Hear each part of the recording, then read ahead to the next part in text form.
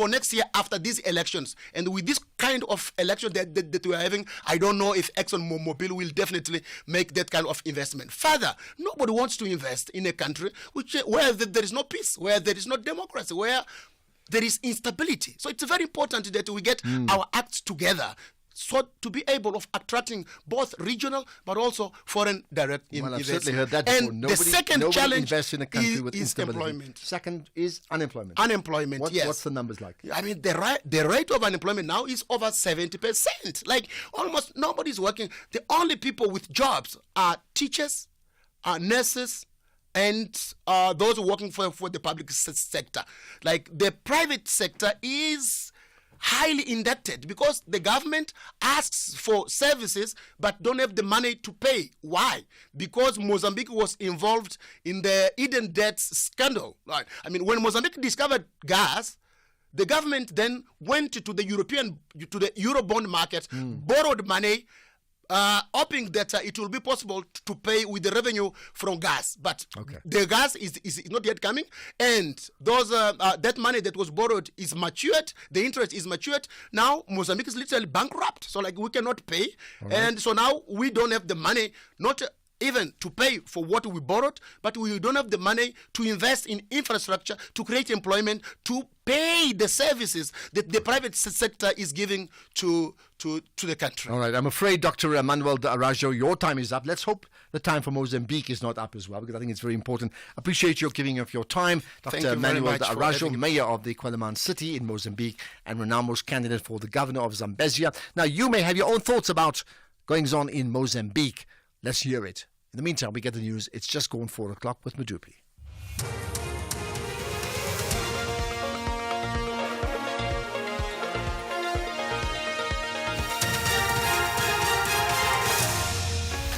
Thank you very much, Uncle Ash. The top stories: the MK party slapped with a cost order over IEC election challenge, and tensions rise in Mozambique following the election results.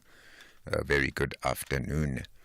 The Electoral Court has granted the MK party leave to withdraw its application, which sought to nullify the May elections with punitive costs. In a judgment delivered electronically, the court has ordered the political party to pay the cost of the IEC and the chief electoral officer on the attorney-client scale. It is also ordered to pay the legal costs of the DA. Kenny Mapanga has more. In July this year, the MK filed a notice to withdraw its bid in the specialist court, which made serious allegations about the credibility of the elections. While the Electoral Court notes that the MK party's conduct throughout these proceedings have been marked by irregularities, it was not persuaded on the papers before it that the withdrawal constituted an abusive process yet. The court found, however, that the circumstances warrant a punitive cost order to dissuade litigants from instituting proceedings and then abruptly abandoning them when unsubstantiated. Kani Mapanga, SABC News, Johannesburg. The MK party, meanwhile, has announced Advocate Busim Khwebane and Willis Mchunu as its provincial conveners for Mpumalanga and KZN, respectively. The two have recently left their respective parties, the EFF and the ANC. This came out at the MK party media briefing attended by its leader Jacob Zuma in Sandton, Joburg. The party's SG Sfiso Maseko says the two members have vast experience in leadership. Comrade Willis Mchunu will be the provincial convener of Umkhonto wesizwe. Comrade Willis Mchunu will play a central and strategic role in the identification of leaders who will be appointed to lead the KZN at provincial and regional levels. Comrade Advocate Busisiwe Mkhwebane will be the convener of Umkhonto wesizwe party in the province of Mpumalanga. Her consistency, composure and professionalism will guide the province of Mpumalanga into absolute stability and progress. The civil organization Sanko says it has reached a consensus with spaza shop owners in Kubvi outside Tohoyando in Limpopo to suspend food sales in and around schools following reports of food poisoning. The negotiations began following the passing of a 13-year-old boy after he allegedly consumed snacks from a local spaza shop. 3 other boys are currently receiving treatment in hospital. Sanko's Tsumbetso Ratsulumela says it is saddening as this is happening during the final exams period. We are saying one death equals to many. We're also saying let learners focus on their schoolwork since we know that it is during the time of exam period. Let our learners go to school, let them focus, let them study their books. We know that the matter is in the hands of the law enforcement agencies, and this morning we met with the business people around our communities, came into agreement that all shops must remove all the snacks from their shelves. Then we also came into agreement that all shops must temporarily be closed. Water and Sanitation Minister Phemi Majodina wants legislation to be amended to give the National Department stronger powers to intervene when local authorities fail to provide water. She was speaking at the handing over of the Hazelmere Dam to Utugela Umgeni Water. This after the dam wall was raised by 7 meters at a cost of 820 million rand. The dam provides water to the north of Durban, including areas like Phoenix, Verulam, and Otongati. These areas have been without water for long periods after the floods in 2022, prompting interventions by the Water Ministry. Majodina says larger dams need to go hand in hand with the maintenance of municipal water infrastructure. We must be able to have some powers to intervene. At the moment, Section 27 of the Constitution is giving municipality the right for provision of water, which we respect. But that very section says we can intervene. But our intervention is not absolute. Therefore, we want to amend the Act so that we can be able to intervene when the need arises to save our communities, rescue our communities not to get water. And the situation remains tense in the Mozambican capital, Maputo. This after it experienced protest following the announcement that the ruling Frelimo party has won the recent elections, but the opposition has accused Frelimo of electoral fraud. Daniel Chapo of Frelimo will succeed President Filipe Nyusi to become Mozambique's 5th president since independence from Portugal in 1975. Kailihle Khumalo reports. Law enforcement agencies have been deployed in and around Maputo. Demonstrators in certain areas have barricaded streets and set tires ablaze. According to the electoral body, Frelimo's Chapo secured over 70% of the votes, while his closest contender, Venancio Mondlane, came second with 20% and displaced the former rebel movement, Renamo, which had been the official opposition party, whose candidate came third. Mondlane has also called for nationwide protests and claimed that he's the true winner of the competitive polls. Kailihle Khumalo, SABC News, Johannesburg. The top story, the Electoral Court has granted the MK Party leave to withdraw its application, which sought to nullify the May elections with punitive costs. For SAFM News, Kimudupima Khalimele. And coming up in your sports this hour, SA Rugby set for new equity deal D-Day, and Banyana without key players ahead of Denmark clash. More details at 4:30. SAFM, guiding you through the rush hour traffic. Good afternoon. Starting off in Gauteng, the N3 northbound has a crash reported before Buccleuch interchange. All lanes are open, causing slow delays. The N1 northbound in Sunninghill has a crash after Rivonia Road. The N3 southbound in Edenvale has a crash near Modderfontein Road. All lanes are open. In Midrand, the N1 northbound is slow moving towards Samrand Road. And the N1 southbound has a stationary truck reported at Buccleuch interchange. In KZN, the N2 northbound has a crash before Queen Nandi Drive. The N2 southbound in Amadzimtoti is queuing on Twinney Hill, and Mgeni Road westbound slow moving through Springfield Park. In Cape Town, the N7 Jakes Hanville Drive southbound queuing at Voortrekker Road. The N1 inbound has a crash reported before Sable Road. Stellenbosch Hill Road eastbound slow moving at Nooiensfontein Road. Victoria Road outbound is slow moving through Woodstock. Voortrekker Road outbound is slow moving through Maitland, and slow moving traffic reported in the central Wynberg area. With your traffic update, I'm Irma G. Get ready to make your life easier with TV License's new website features. We upgraded to the secure iVery 3D payment gateway and the ability to manage your account information, view, print, and download a detailed TV license statement. You can make website queries for an account and technical support, which has made things immensely easier. It is now a smooth, effortless process that can respond to all user inquiries quickly and efficiently. It is a great way to quickly get the help you need without worrying about a thing. Get started now and enjoy the convenience of TV License's new website features. Visit www.tvlic.co.za today. TV Licenses, do it for the convenience that matter. Twinkly Twatha registered 4 draws in their opening 4 matches of the season. Now they strictly won 3 points. But Babinanuko wants a permanent home in the top 5. KZN takes on Limpopo. This is the Betway Premiership. Catch Royal AM versus Sikukune United this Saturday, 26 October at 2:30 p.m. Live on SABC1 and SABC radio stations. Also available everywhere for everyone. Always on SABC Plus. Proudly brought to you by SABC Sport.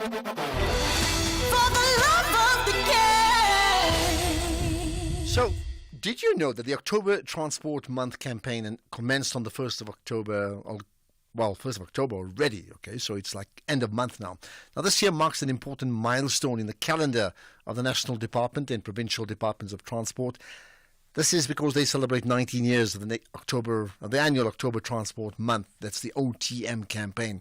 Now, the OTM highlights the extent to which the department, provincial departments of transport and entities of transport are responding to the priorities of the 7th administration, which include developing infrastructure to grow an inclusive and sustainable economy, create jobs, improve standards of living while improving overall service delivery effectiveness. So, effectively doing more together now, building better infrastructure, delivering efficient service through collaboration. This message is brought to you by the National Department of Transport. The National Pulse with Ashraf Garda on SAFM. You're listening to the National Pulse, weekdays 3 to 6 p.m. I did say we have a man of the cloth, a spiritual person who's my guest as part of the fireside chat after 5 o'clock.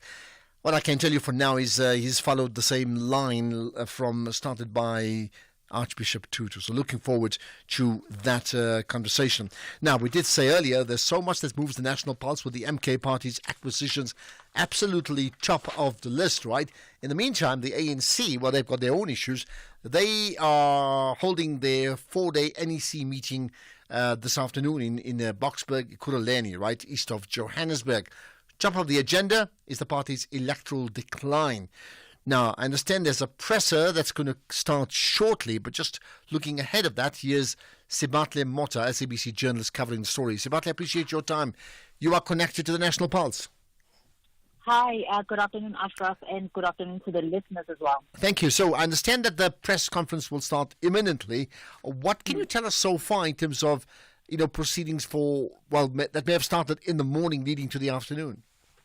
Well, Ashraf, what I can tell you is the fact that we had a stop with Secretary General of the ANC, Sigile Mbalula, who just gave us a preview of what is to be discussed in this NEC meeting, where he says top of the agenda as well is the Integrity Commission, where it will actually finalize some of the cases before it, and the NEC may or might rather discuss strengthening the set-aside guidelines. One example for the Integrity Commission is the case of Justice Minister Thembi Simelane, who, as you all know, has been accused of benefiting from a VBS loan of approximately R500,000. So that is the top of the agenda. The second part will also just deal with the analysis of the state of the organization, where they will adopt a program of rebuilding the African National Congress, especially coming to their electoral decline in the 29-May poll. So those are some of the things that this 40 ANC NEC is expected to focus on. Okay, and then in terms of the presser that's going to start shortly, I mean, do you have any idea what may be spoken about at the conference? Well, the presser that is set to start at any moment will probably start in like 10 minutes or so. But what we do know is the fact that they will be discussing some of the issues that the organization is normally the challenges that they will encounter as moving forward. But we do know that the presser will start at any moment now, right? Ashraf. Okay. What about the issues of the party's electoral decline with certainly from that May 29 poll? Did that get covered already so far? Well, the 29 May polls results, rather, is something that will be discussed extensively, within the 4-day NC. As you know, today was just the beginning, and it's something that is starting just now later in the afternoon. So we will discuss that. But what did come out from the ANC SG Fikile Mbalula is the fact that we asked for his reaction on new members of the MK party joining the ANC. And he says that they will not focus on the likes of Willis Mchunu, who have just joined the MK party, but what they will do is just regroup and try and see where they can actually fix their mistakes to make sure that leading up to the 2026 local government elections, the ANC does not suffer the same fate. And are you able to gather or gauge the tone and the mood of the party delegates there? We did see some delegates coming in, and people seem to be in really some form of high spirits, if I could say that. This is me comparing to the NWC meeting that was held in Gauteng. So it seems like that people are keen to speak about the challenges that are facing the organization and just sort of strengthening the organization just moving forward. Okay. Is there anything else you'd like to share with us, that you may have seen and you can share with the nation? Right now, as I said, I think the other thing that has come up as well is the fact that the former President Jacob Zuma, who once led the ANC, will be appealing his expulsion from the party. This was obviously announced at MK party briefing by the party spokesperson, that Zuma will, appeal his expulsion. But Mbalula says that Zuma, even though he can continue pronouncing the fact that he's still a member of the ANC, remains expelled from the ANC. So I think it will be really interesting to see how they move forward with this matter. Okay, let's leave it at that for now. We'll certainly join that presser as soon as it starts, and if there's further reaction and maybe need for that, we may even connect with you once again. Sibatle Mota, SABC journalist, covering the story of the ANC's 4-day NEC meeting that started today, but there's an imminent press conference. Right. In the meantime, I'll take your calls too, so certainly feel free to comment on the ANC. Feel free to comment about the vast numbers of shootings that are taking place, and do comment about Mozambique and, of course, the MK party. Now, talking about shootings, 3 suspects have been arrested after 7 people, listen to the 7 people, were gunned down in Bishop Levers in the Cape Flats last night. This is besides what happened in, I think it was Atlantis the day before, right? Police deployed an anti-gang unit members to stabilize the area by conducting patrols and carrying out raids. The victims were shot dead in a dwelling. Lyle Phillips has more. Police Commissioner Tembisile Patekile says the suspects were arrested in the area. Police also seized a firearm which will be sent for ballistic tests to determine if it was used in any other crimes. And I'm happy to say 3 people were arrested now that were confident that they will answer for these cases in court. 3 men, a 17-year-old, a 24, and a 29. They arrested, and also a 9mm pistol was also confiscated, which will be taken to forensic for ballistic tests. Citizens are calling for more policing to deal with the high levels of crime, as a resident in Bishop Levers explains. We just want to say we feel for those people who lost loved ones, and the crime needs to be eradicated. That is the one thing, and we need to work as a community to do all that is necessary to stamp out this crime. Detectives are also probing the fatal shooting of 5 men in Atlantis on the West Coast who died at an intersection on Wednesday evening. It follows another incident that has happened in Atlantis, where we have not made any inroads, but we're still requesting the community to assist us to find those who are responsible for that shooting. The suspects arrested in the Bishop Levers shooting are expected to appear in court on Monday. This report was compiled by Corbin August. I am Lyle Phillips in Cape Town. Okay, let's do this. Let's take some calls now on some of the big issues that certainly concern you, issues that drives the National Pulse. While I've got that, there's some comments.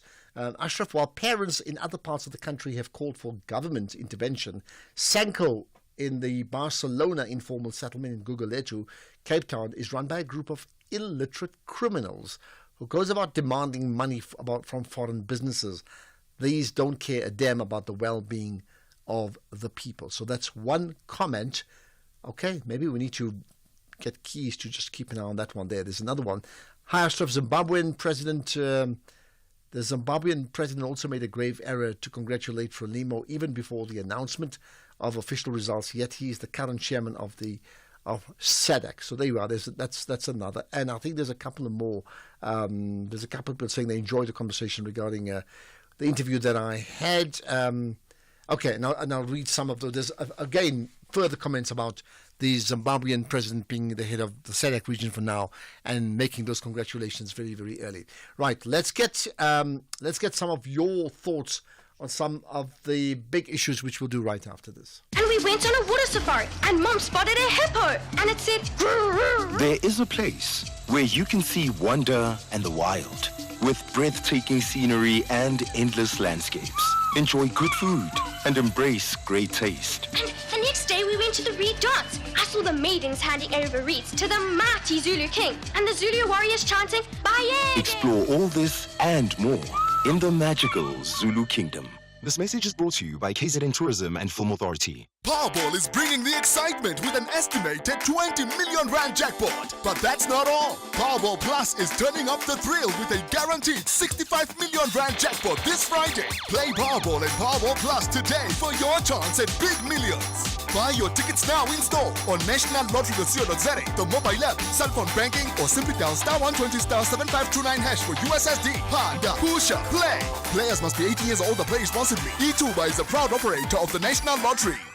Did you know the National Department of Transport has allocated 7.7 billion rand in bus subsidies for the 2024-25 financial year, which is a 4.5 increase from the last year. Through the taxi recapitalization program, over 83,700 old taxis have been scrapped, with 5.9 billion rand paid to operators. Since 2001, the Shova Galula bicycle program has distributed 122,000 bicycles to learners, with 32,000 delivered during the current period. Doing more together. This message is brought to you by the National Department of Transport. SAFM will be hosting its annual Breast Cancer Awareness Roundtable on The Talking Point with Kathy Motlatlana on Wednesday, the 30th of October 2024 at the Birchwood Hotel and Conference Center in Boksburg. For an opportunity to join the roundtable, email your name and surname to info@safm.co.za. SAFM, leading the conversations that move us. X at SAFM Radio and at Ashraf Garda. Okay, let's get your thoughts. Solly in Polokwane, you have an opinion. Go ahead. Ashraf, how are you? I'm very good indeed. Good talking to you, Solly. Good, man. I think you remember me. We met at, I think it was Samira Miller's wedding some years ago. Oh, my goodness, that's a long time ago. And I just chatted to her the other day. She's doing great work at Al Jazeera. I know that, yeah. Yes. I was the MC there, and I saw you there. You were with someone. But in any case, I want to talk about that BRICS summit that was held in Russia. Yeah, go ahead. In the city of Kazan. Right. Now, from yesterday, I've been following Kathy about this topic. And I have some of my own views. The question was, I think from the DA, that why didn't President Ramaphosa say something about Ukraine? Yeah. He only mentioned about Israel, not even Israel, about Gaza. And he mentioned other countries and then spoke in general about peace and justice in the world. He did say that. Yeah, okay. Your thoughts? Yes, no, I fully respect the caller that was yesterday on air. I think his name was Aaron from PE. And I really salute that guy. But my comment is the following. The DA was first known as the SA Party, and then it became the United Party, and then it became the Progressive Federal Party, and then it became the DP, and then it finally became the Democratic Alliance. Now, sometimes when these leaders of these parties make certain statements, they should realize that they live in a democratic South Africa, where they can breathe fresh air, where they can say what they want to. But it appears to me that GA members, and particularly also from the Patriotic Alliance, it appears to me that these people are West, pro-Israel, and then, they have the temerity to say, no, they went to Israel and they did not see. But let me ask you this quickly, Solly. I need to move on. What about the DA's comments about the ANC South Africa president Ramaphosa that he said regarding Russia? Do you want to pick up on that? Do you find a problem with? Yes, the DA's comment, I do view it as very, very unsavory, because these people of the DA and many others, right, including some African people, they've got this affinity for the DA. Let me just remind them, it was not the DA that set you free, right? Russia helped South Africa. Cuba helped South Africa. And I think, these people of the Aryan race as well, white race, right? I don't have anything. I've got a lot of white friends as well, right? They do not see that, the Palestinians are suffering. Nobody says anything. The Western mainstream. No, but that's not true. I think there are many people. Let's be fair. There are many people in this country of as you said, Caucasians and around the world that has a very strong view on the Palestinian issue. And of course, there are many others in opposition to that. So we get that, right? So I'm just saying you can't just make blanket, comments and assumptions, and that's essentially what you're doing, right? But maybe here's the last thing, right? In terms of the DA, also you're saying, the important part to you, Russia's role in supporting South Africa, those who were outside of the apartheid system, like the ANC and many others, I think is important, but. Can we always say that Russia is the same Russia? This is an important point as we move on, because, policies of countries and leaders change, like policies in South Africa have changed. Well, I think, President Putin, Vladimir Putin, is the only elder in the room as far as politics is concerned during this present time. All right. Sorry. Let's leave it at that. I got that. Thank you for that call. We're going to move on. Let's see if we've got further calls. We certainly have many WhatsApp comments that we have, and amongst them is this one here. Good afternoon, Ashraf. Ashraf, South Africa can never remain unique in Africa anymore. Chickens are coming home to roost now. South Africa, the really true South Africa is fading away. South Africa will be like any other country on the continent of Africa: Ethiopia, Somalia, Sudan, Zimbabwe, Zambia, Malawi. That's where South Africa is heading towards. No question about it. I don't mince my words. No question about it. That's where we are heading. Norman from Brixton. Okay, Norman doesn't mince his words. You're not telling us why, Norman. Got that. Here's another. Ashraf, your crew and SFM listeners, good afternoon. Mr. Ashraf, we are not surprised. Not at all. Not at all. I expected this. I knew she gonna join a MK party. Mama Mkhwebane was a loyal person to former president, so it was not easy for her to continue with the EFF and leave Zuma's party. It was difficult for her. But anyway, we congratulate her. This is Zenzele Xumalo. Okay, Zenzele, thanks for that. And maybe linked to that is this. A very good afternoon to you, Ashraf, and the wonderful team. When Advocate Busisiwe Mkhwebane resigned from EFF, I knew exactly where she was heading to. Though she said she's going to look after her family. So that family appears to be MK Party. She resigned from EFF because she thought EFF would fight for the gratuity as a former public protector, though she knew she was impeached.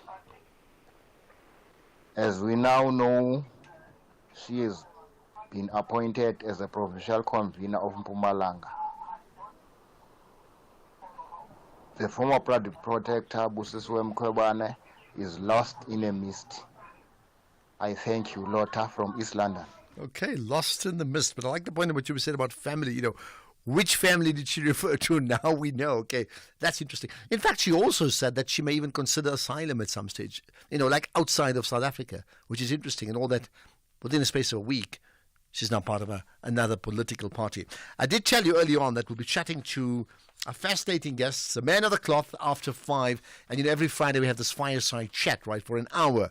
So I'm looking forward to that, our conversation with Archbishop Dr. Thabo Makgoba. And I'm going to invite you to join us, 5 to 6, on the Friday fireside chat. It's 4:30. Here's the news headlines with Madupi Makhalamele. Thank you very much, Ntate Garda, and a very good afternoon. In your headlines this hour, ANC SG Fikile Mbalula says former President Jacob Zuma remains expelled from the party. Police are probing a shooting incident in Montrose Park in Mitchell's Plain in the Cape Flats, where a 14-year-old boy was fatally wounded.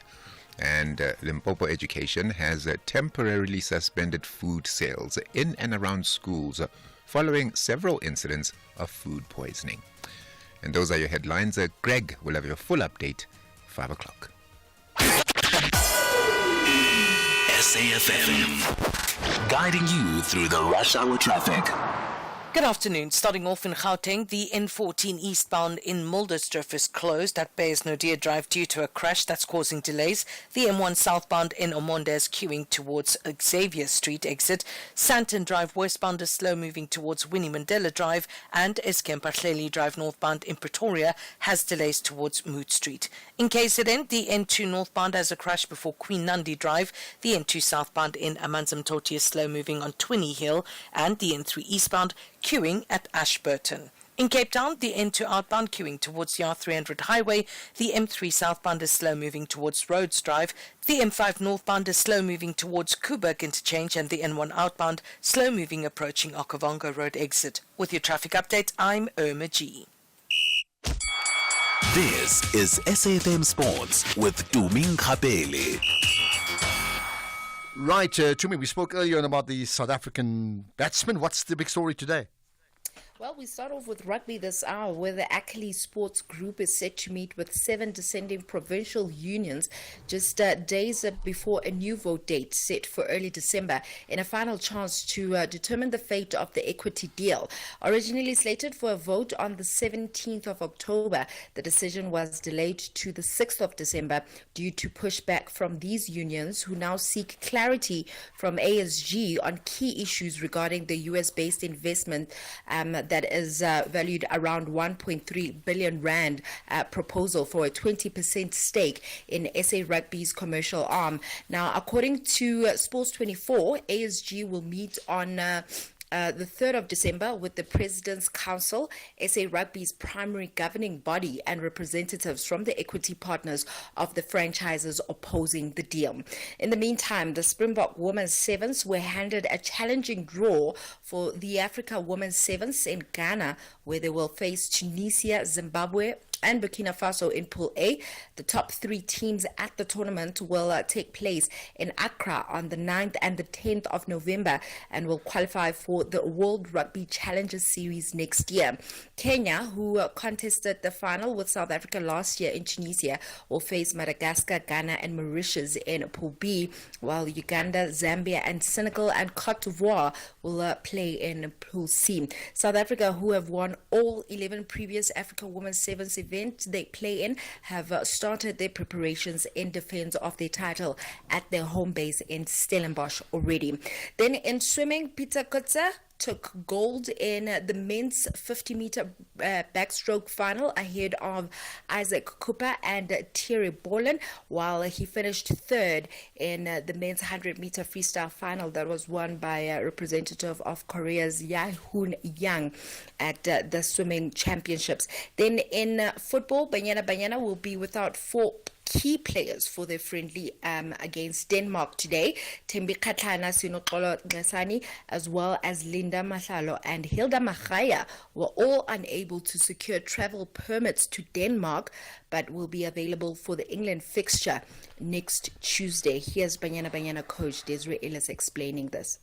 There's a few players that are not able to make the trip, especially our international players that are playing abroad. Some of them, Thembi, Hilda, Sina Kolo, Linda, due to residence permit issues, they couldn't get visas, but we have a good enough squad here to be able to put up a good performance, and then we'll meet up with them in the UK. Elsewhere, Tottenham looks set to remain without captain Heung-min Son for Sunday's Premier League clash with Crystal Palace.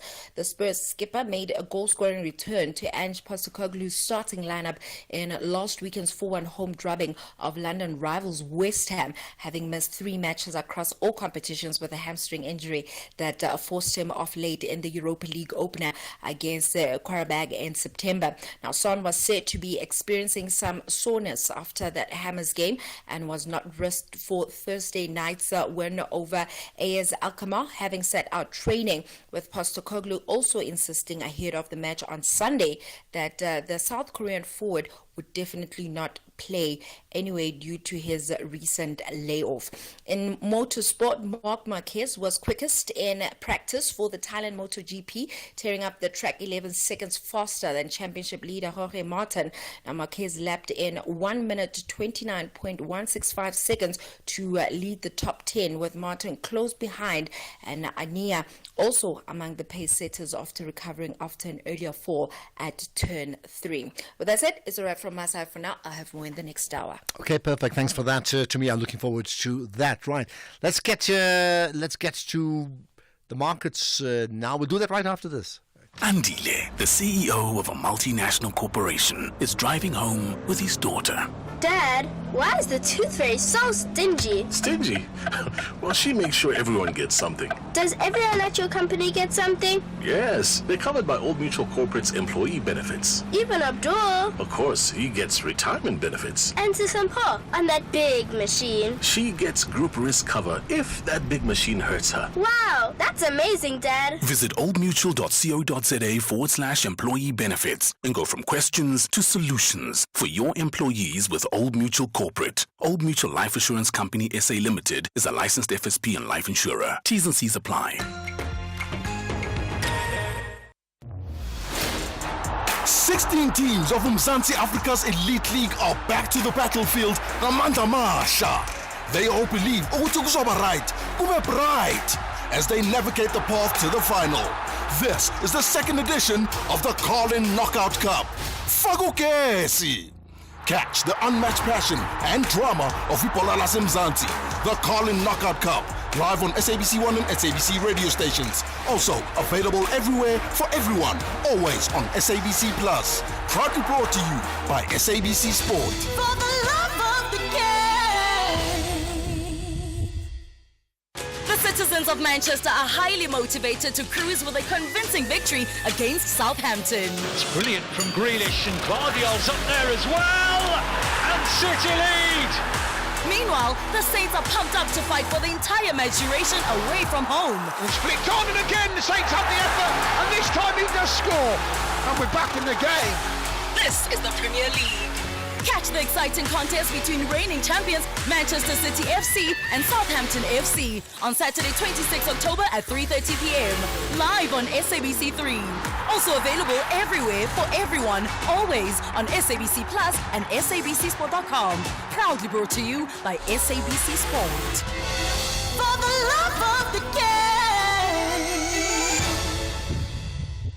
If you think you cannot afford a lawyer, think again. Clientele Legal has made professional legal services affordable for you. Whether it's a civil, criminal, or labor-related matter, we have a nationwide panel of attorneys standing by to assist you.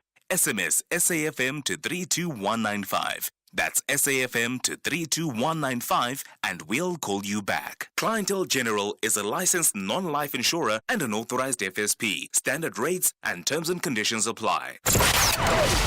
Economic news on SAFM. Facts and figures you can count on. Right, let's get to the numbers now with Paswani Mpatlele, Senior Account Manager at Makwe Fund Managers. Let's talk about local and global markets, Paswani. Afternoon, Ashraf, and to our listeners. Happy Friday. Well, market participants in general have just taken the cue of continuing to digest some of the good corporate earnings and expected ones going forward. Latest economic data for this week, and the consensus currently sits at the view that a certain one cut coming out of the US can be accepted right now, while the other meetings following November have increased uncertainty. Locally, 2 cuts are still in play, with a positive because of the back of those positive inflationary trends, relatively better rand. I mean, the sub has indicated that the rand has actually potential to even strengthen further if government stays committed to structural reforms and fiscal discipline. And this is all ahead of that midterm budget speech coming on later next week.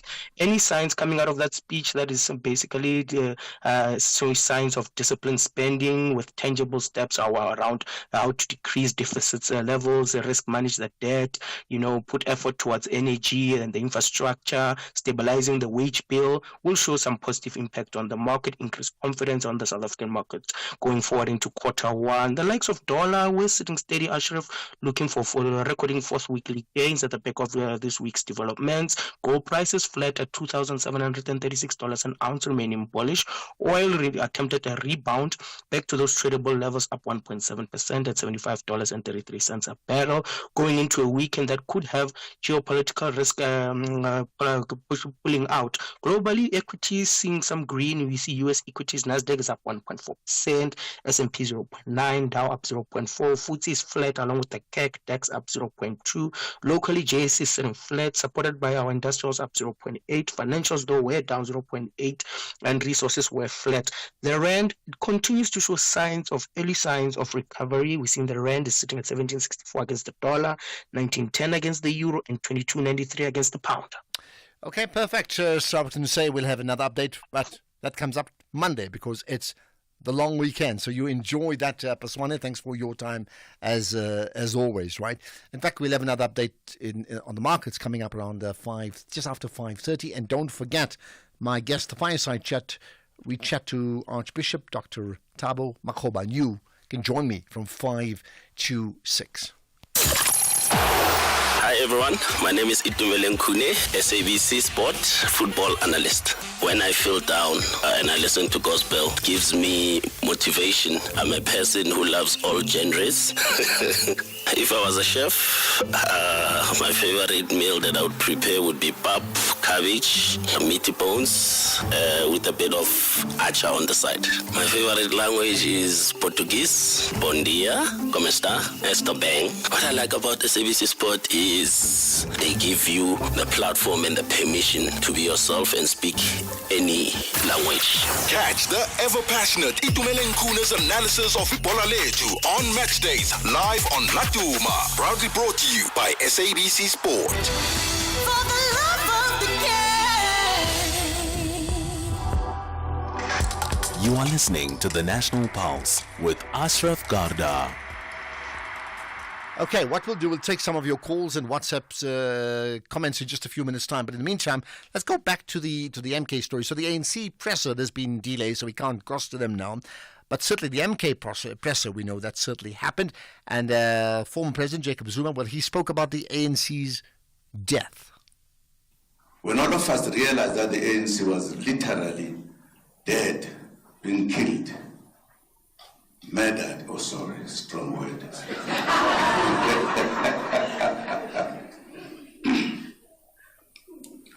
We then took a decision to establish the party of the people of this country, as we understand it, Mkondo Wesizwe.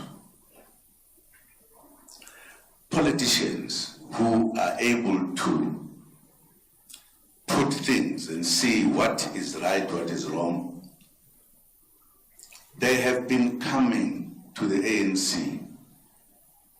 Sorry.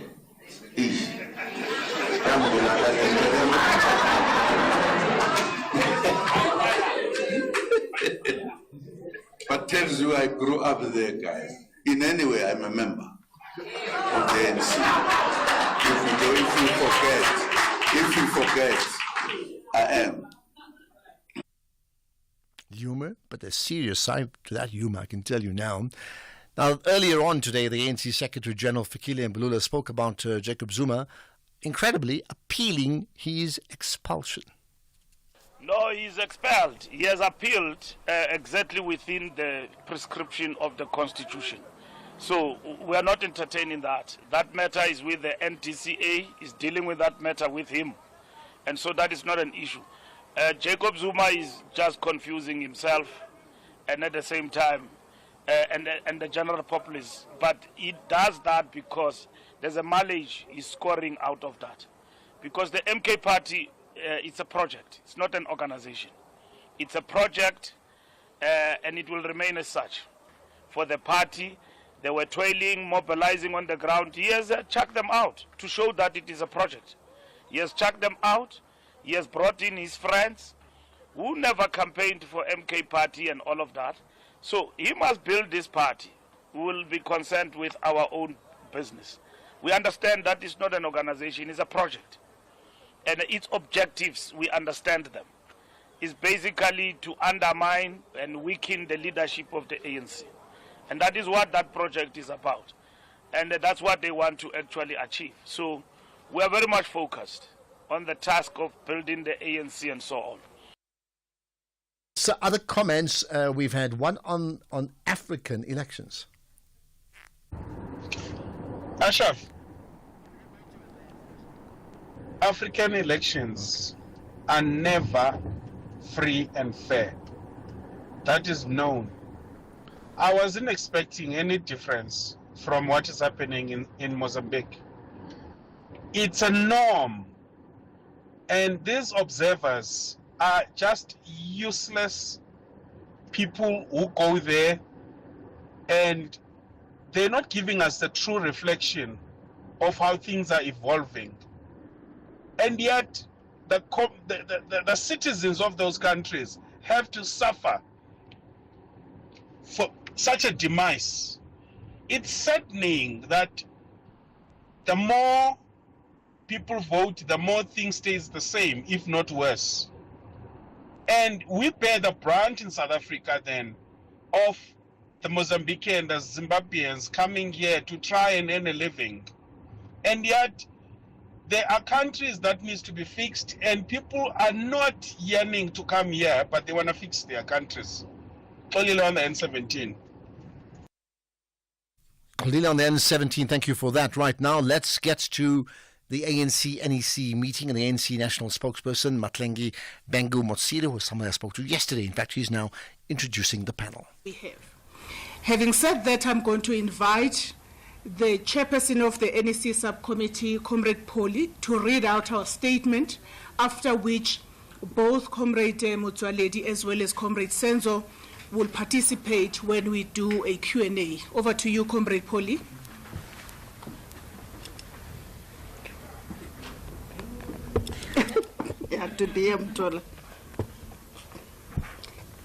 Thank you very much, Somlung, Comrade Matlengi. Good afternoon, ladies and gentlemen, and your viewers and your listeners.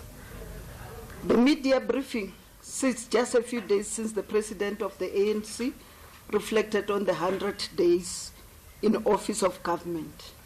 In his reflection, the president spoke of measures that have been taken by government to defend the gains we have made in the fight against corruption, crime, protecting our borders, and other strides achieved over service delivery initiatives.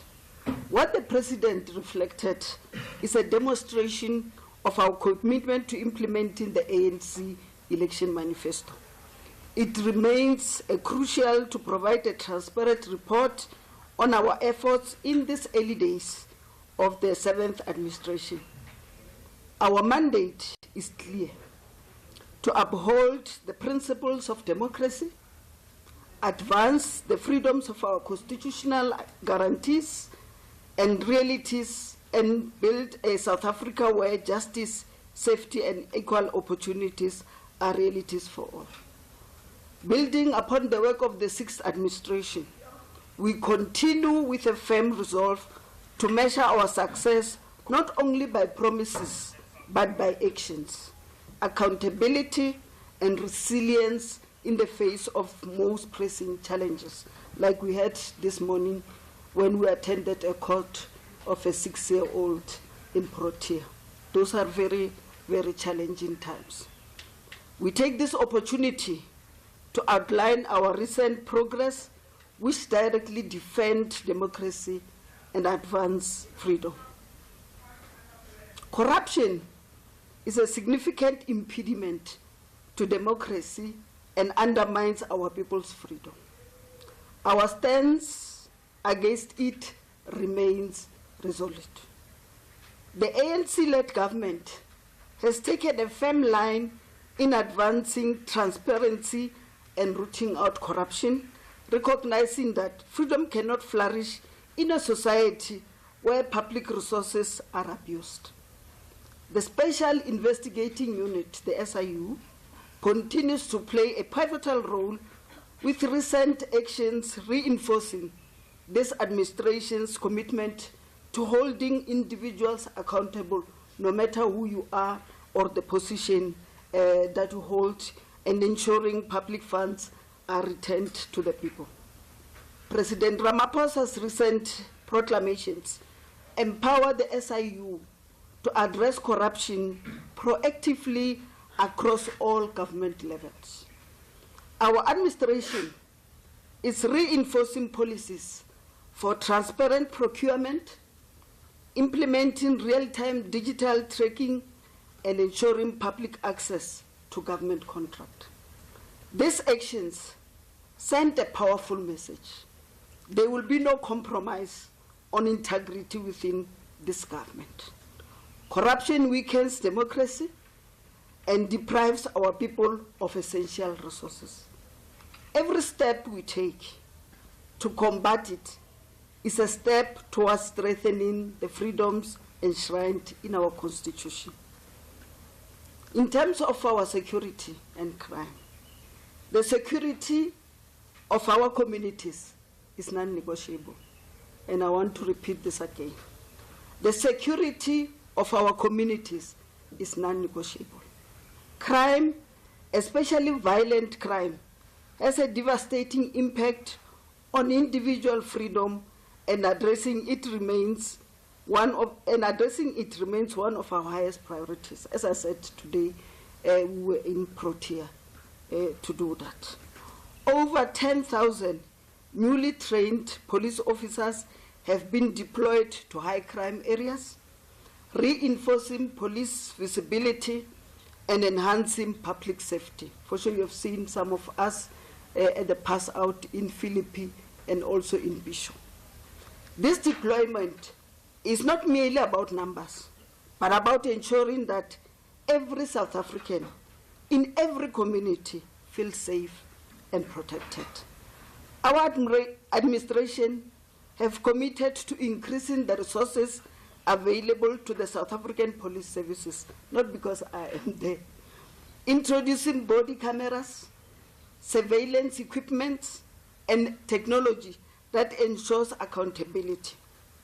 Specialized units tackling gang violence, narcotics, mass killings that are happening in the Eastern Cape, extortionists, and organized crime are active in hotspots. These units have led to the disruption of gangs' network and a measurable decrease in violent crime, directly improving the safety and freedom of our communities. By fostering community policing partnership, we aim to reinforce the freedom of our communities to live without fear. As we're joining the communities in Protea today, we were also thanking them for coming along and making sure that we arrest the perpetrator. So it was clear that as we work with communities, we will be able to combat crime. This government believes that freedom thrives where safety and accountability are guaranteed, and our commitment to this vision is unwavering. Effective border management is fundamental to the security and stability that protects our democracy.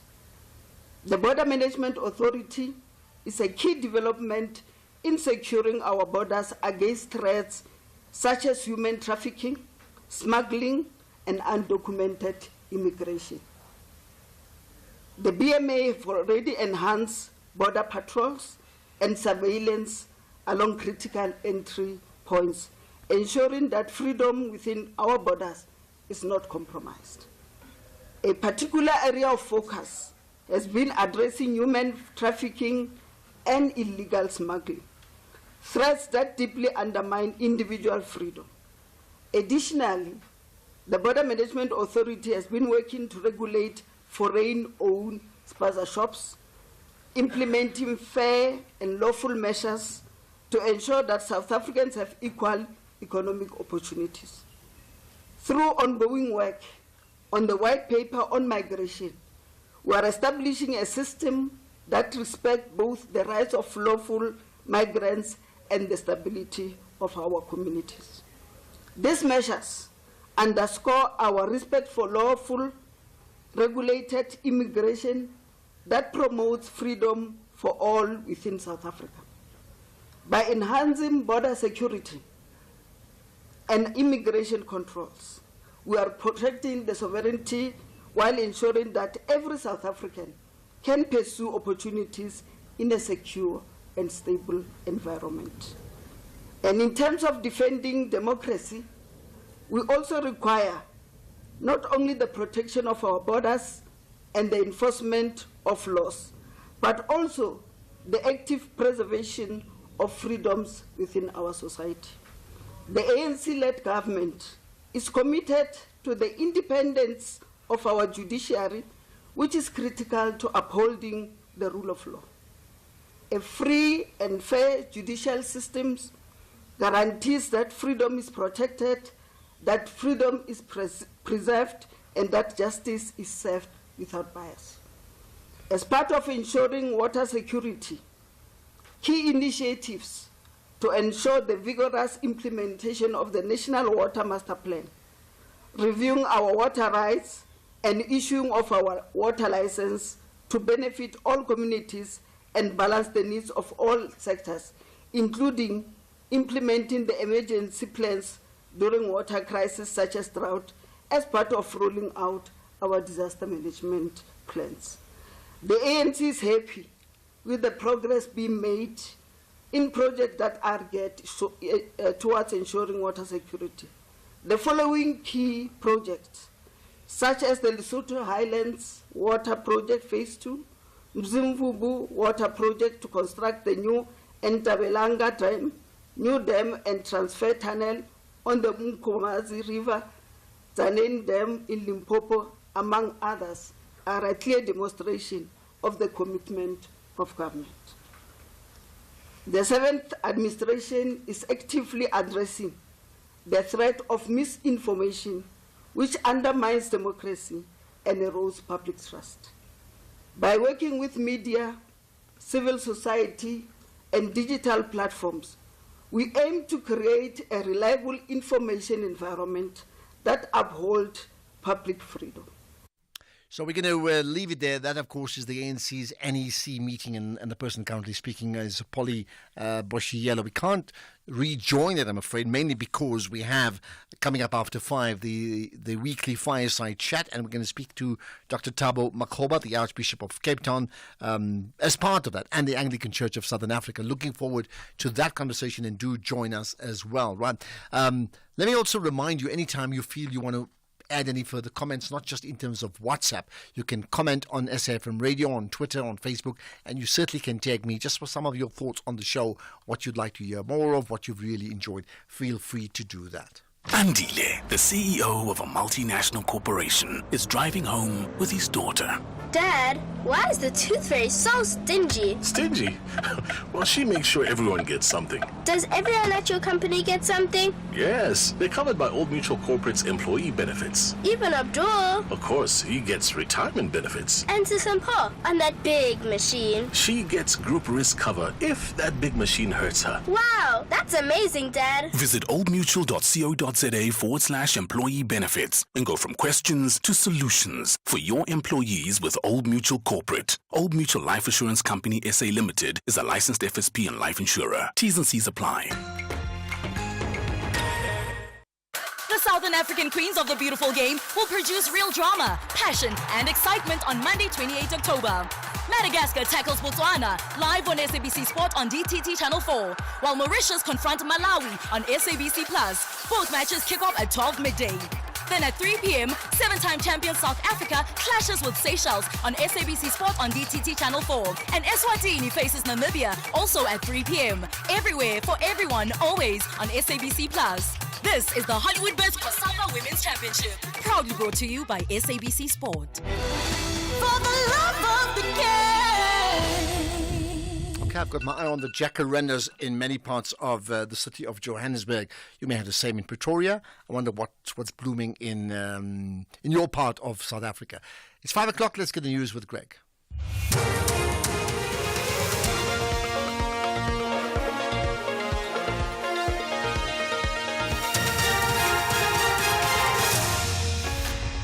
Thank you, Ashraf. In this news update on Zuma expulsion and a weather warning for Cape Town. Good afternoon.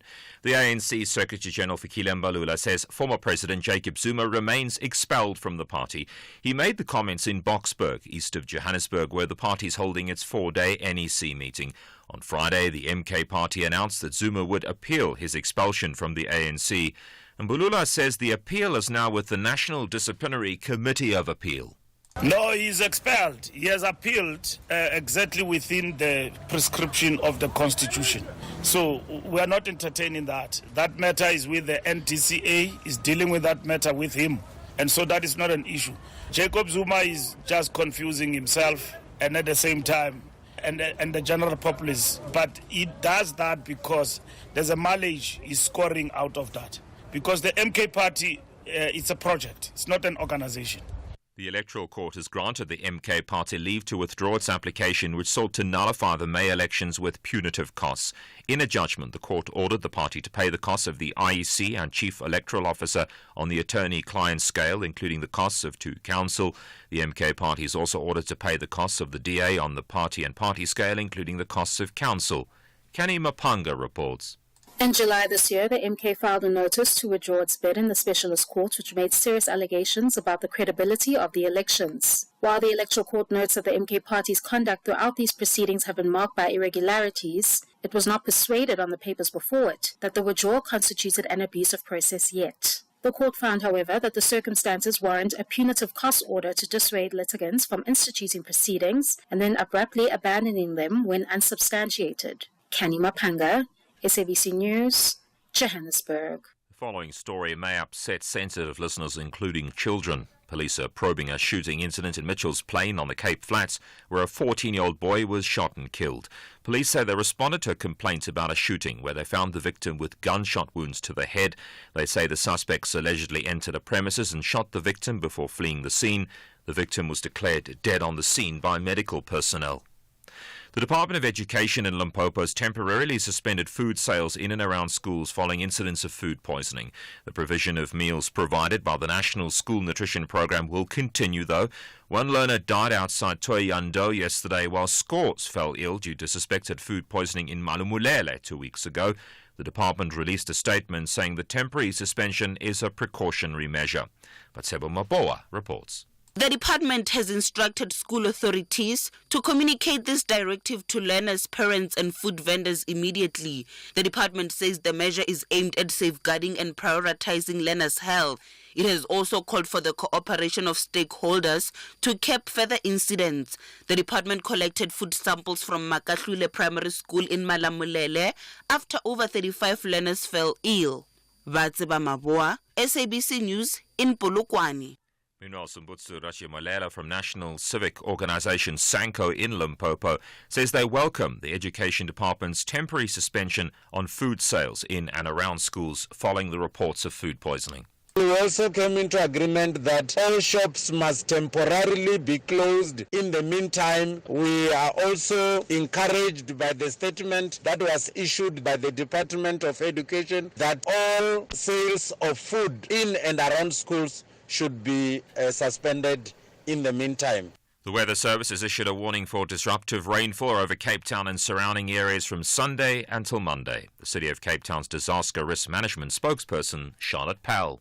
We advise the public to please take heed of the current advisory and to start implementing any possible mitigation measures around their properties in the interim. This would include clearing out drainage systems and clearing gutters, removing dead tree branches and other obstructions, and digging trenches around their homes to divert water away. Top story, the ANC Secretary General Fikile Mbalula says former President Jacob Zuma remains expelled from the party.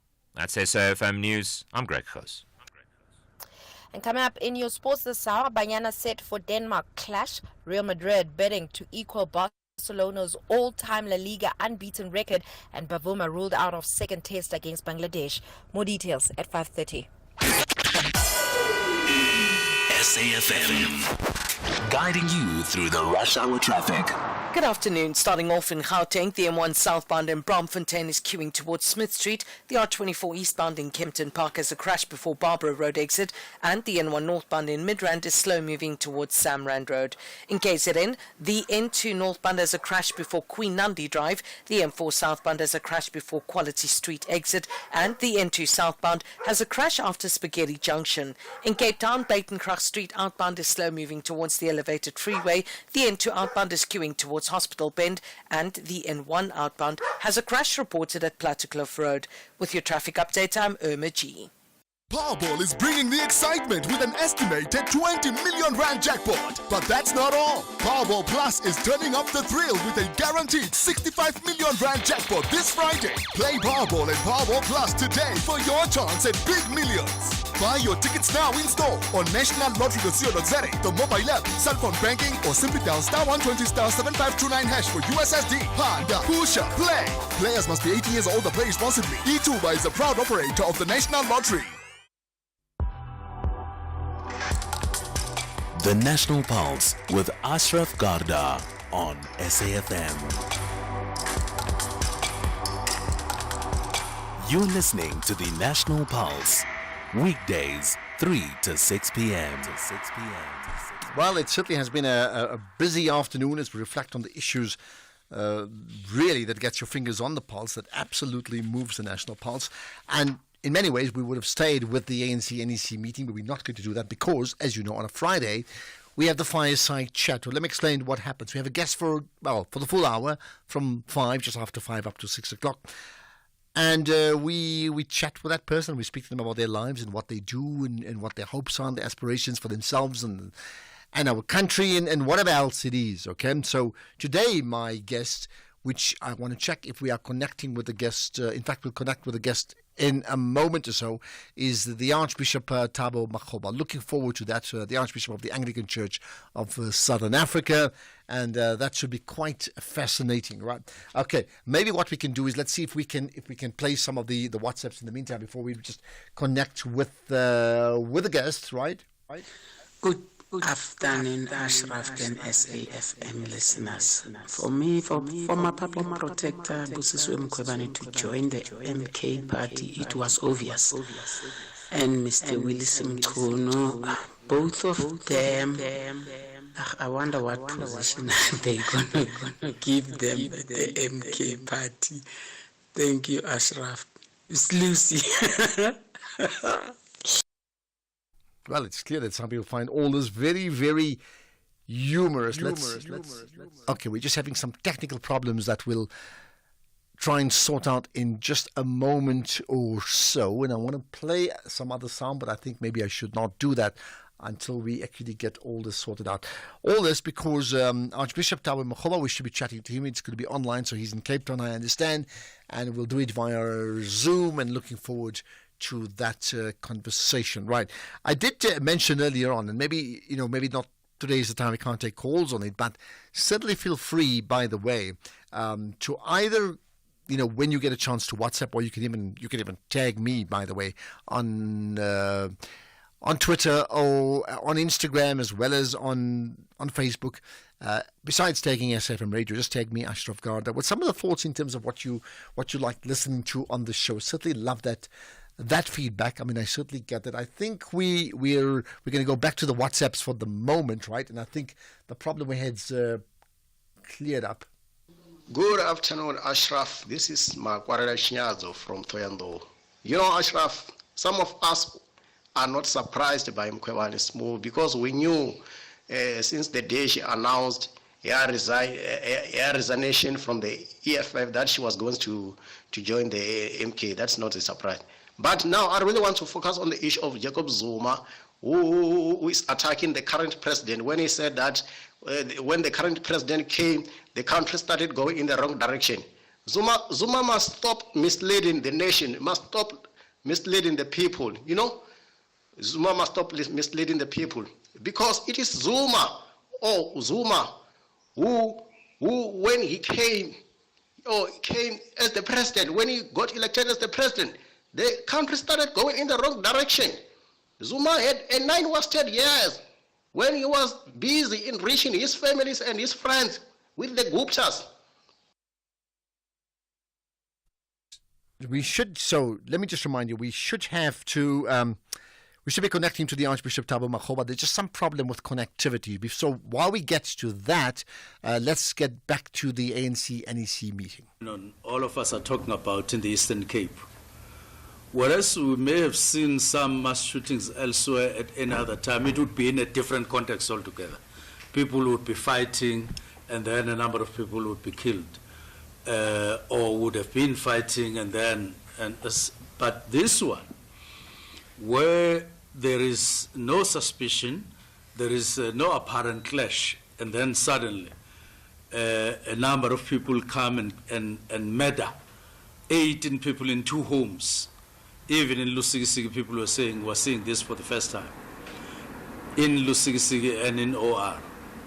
While you are dealing with that, 6 other people get murdered. While you are dealing with that, 5 people get murdered. This is one district. Now we're discussing it. I was discussing with Premier Mabuyanu, we had a discussion with the deputy ministers to say, let us start this thing like it's a case study, so that we intensify our understanding. Going there and investigating after the incident and arresting like we have done and processing people through the justice system is one thing. It is not enough to enable us to understand. Remember, it looks like all these suspects come from the same area. Now, some of them appear to be multi-murderers, those that have been arrested now.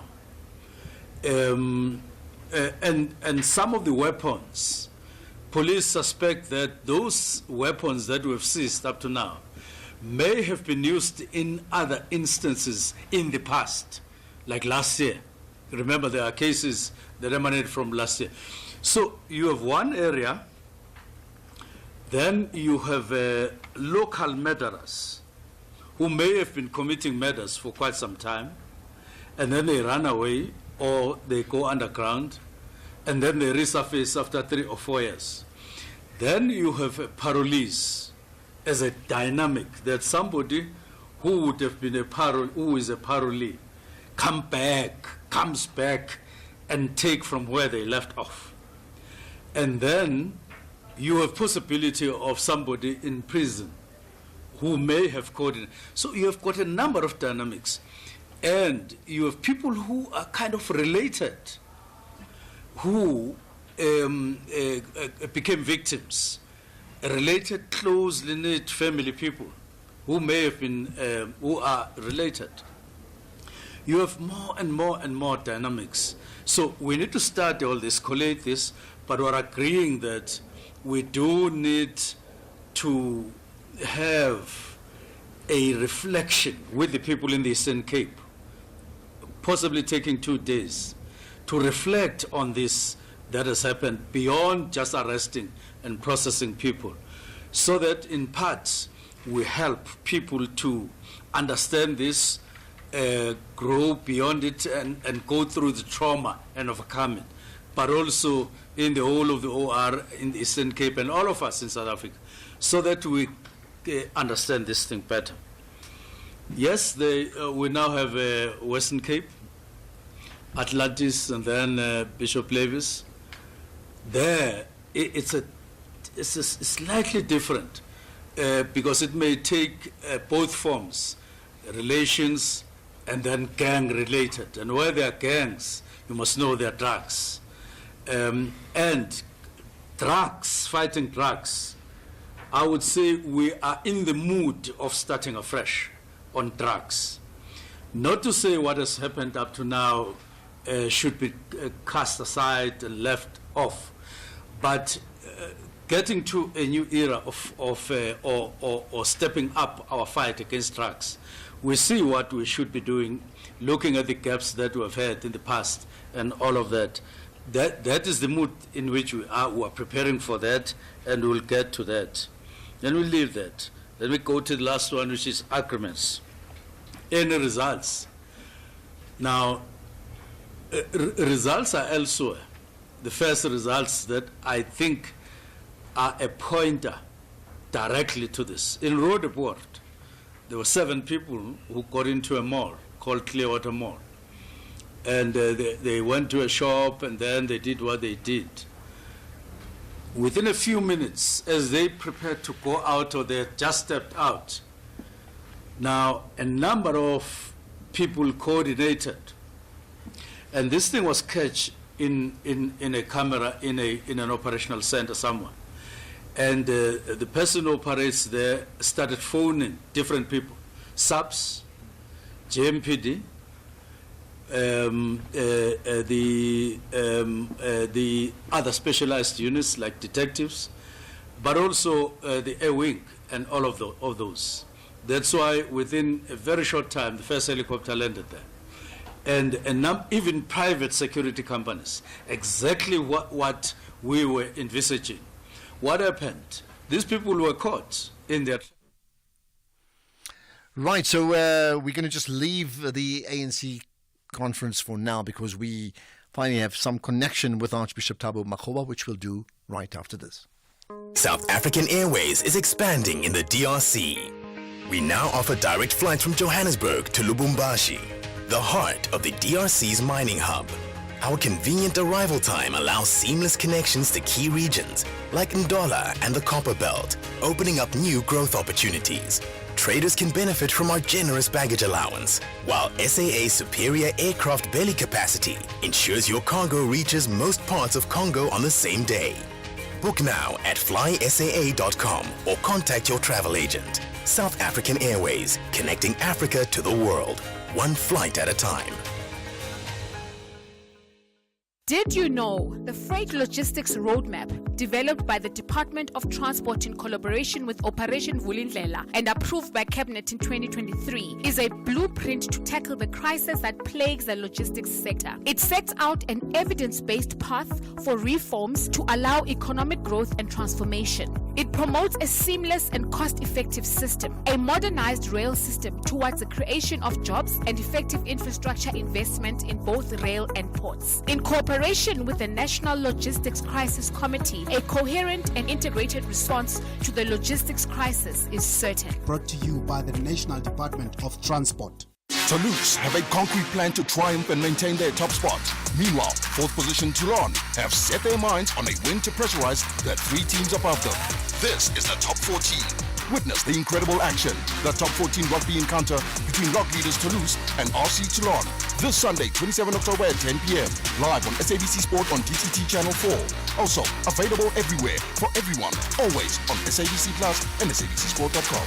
Proudly brought to you by SABC Sport. For the love of the game. You are listening to the National Pulse with Ashraf Garda. All right, so firstly, my apology. I mean, the plan was to start this conversation, the fireside chat, around 7 minutes past 5, so we probably lost about 10 minutes or so. It does mean we must get moving. My guest, as we do every Friday, we have one guest, and it's called the fireside chat. We just chill and raise some issues, and we have a conversation. My guest today is the Archbishop Thabo Makgoba of the Anglican Church of Southern Africa. So, Archbishop, appreciate your time. Thanks for joining us, and, you being part of this fireside chat. Thank you very much, Ashraf. Sorry about the connectivity issues earlier on, but I'm glad to be on your show. Yeah, thank you. And I mean, these things happen. I mean, there's a plan A, plan B, and then we jump to plan C. But perhaps it's a good way it's a good segue to the first thing. When you find in your long career, right, that things don't quite go according to plan, and I don't mean a connectivity issue, right? What's your coping way? How do you resolve that in terms of your coping mechanism when you've got big issues that don't work out? You know, there is a spiritual a process that we get schooled in our faith tradition. It's called the Ignatian spirituality, and it's like a pendulum that swings between what they call desolation and consolation. And they always say, please don't make decisions when you're in desolation. Just move towards consolation. So today, everything was set up. All I needed to do was to press the button. When I pressed the button, it said, not programmed. And I started huffing and puffing and walking up and down and say, oh, come on, this machine has to work. And then I remember that, okay, fine, cool down. There is a plan D, a plan C, and this thing will work. So I tend to vacillate between, that spirit of desolation that, things won't work. Then after that, if I remember that, in consolation, I'm more focused, more targeted. Then I move towards that. I think it's a good one. So you moved away from desolation, and hopefully all of us have done the same thing as well, right? So yeah, let's certainly move on, right? I mean, you've done. I mean, when you reflect on your own journey, and there's a lot in that journey. I mean, and here's a difficult point to ask you: can you encapsulate your entire journey and your mission in just one word?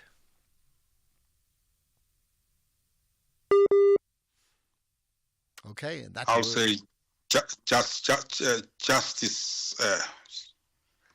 The quest for justice. I know it's two ways. Okay, so a sentence. Okay, a quest for justice, right? And I meant, and I was reading some of the notes about yourself today. I mean, at what stage, besides the justice as we would know it, but I mean, yours is a spiritual, religious calling.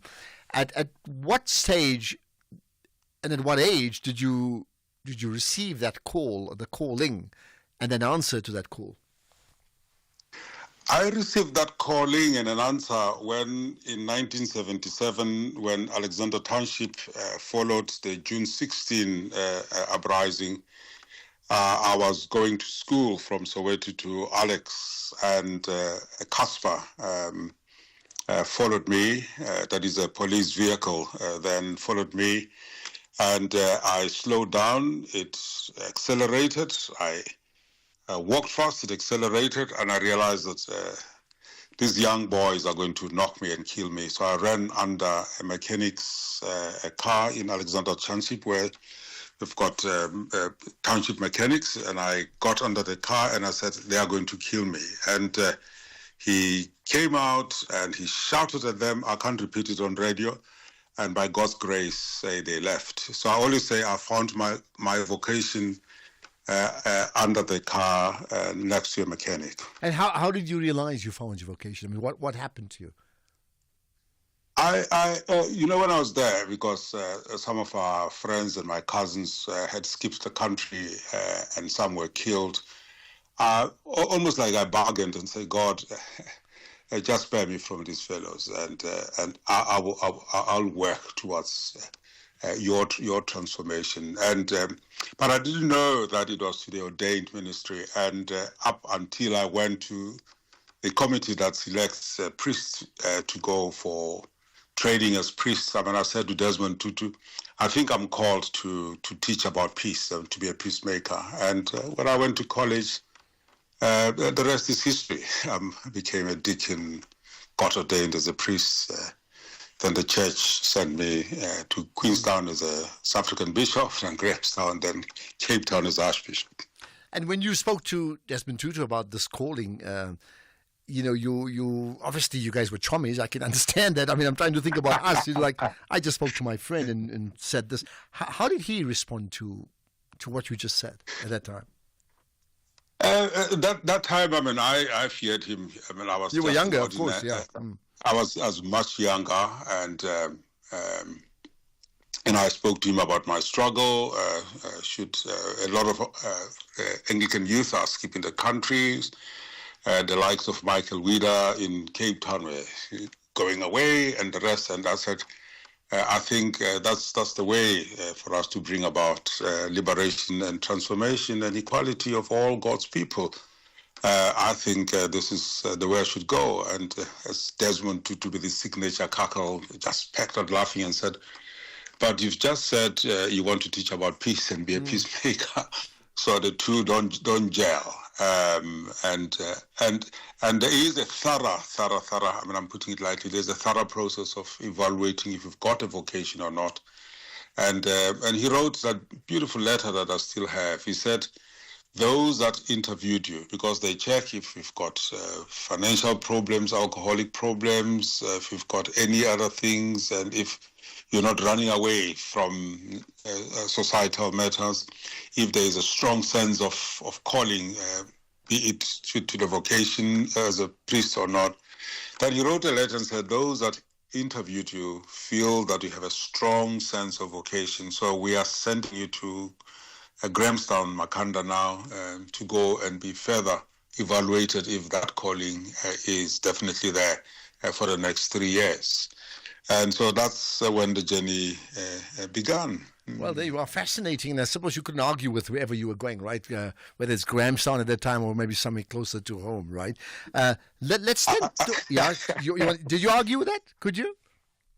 I think that's a pertinent question, because then my prayer was they must send me to our college in Pietermaritzburg, or I had a very close friend that I thought I needed to be closer to, and if they sent me to the college in Mthatha, so that would work out. And I made a mistake by telling Desmond and the team that I would prefer to go to Mthatha. Then they sent me.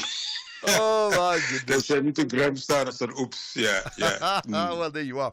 So when you now, you come to a stage now. I mean, there are certainly shifts in terms of your position, as I introduce you as the Archbishop of the Anglican Church of Southern Africa, because there are changes even within that hierarchy, right? How yes. When you then reflect on your journey now, share some of the thoughts that spring out in terms of I can't believe I did this, or this is what's happened to me. I remember when I was first, I refused to go to Queenstown, but once you refuse in the church, you're definitely going to go there. So I was sent to Queenstown, and I was a very young cleric. And a lot of self-doubt, then to be in the bench of bishops, so most of them were learned, white males from England and some powerful South Africans. And when I got there, I'm a bishop, and there's a church matter, and they probably took advantage of my language and young age. And I wanted to show them that I'm in charge, and I made a very wrong decision. I told them that I'm the bishop, and you will listen to me.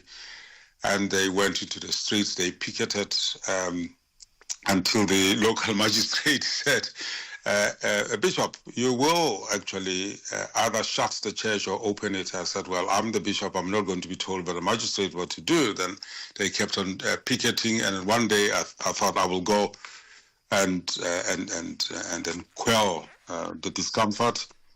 And they bust almost everybody to say, we will show him a thing or two. So, and they disrupted the service. And during that time, I asked one of the wardens to go to the vestry so that we could talk about these things. And when we went there, he was just too emotional. And I remember just saying to him, you know, you are too angry and I'm too angry. This thing is not going to go anywhere. But anyway, I grew up in Alexander Township, and you can't point at me like that. I'm also a male. So the human element came out, and then at that stage he calmed down, and it must have been a God actually calmed down, because I didn't know if he had just put a fist on my face whether I was going to turn the other cheek or not.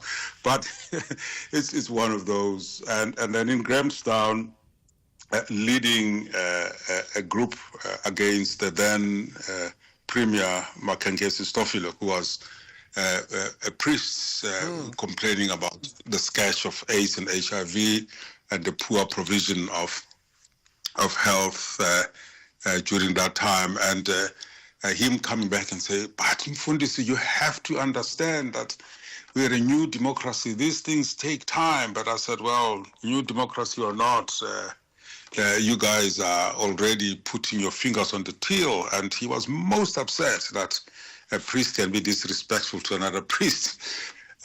So, and again, I didn't know how that happened up until being in Paris at COP, Congress of Parties, taking signatures of plus or minus just under 1 million people that we had collected all over Africa to say climate change is not just an idea, but it's a reality that is affecting many people in the province that I preside over.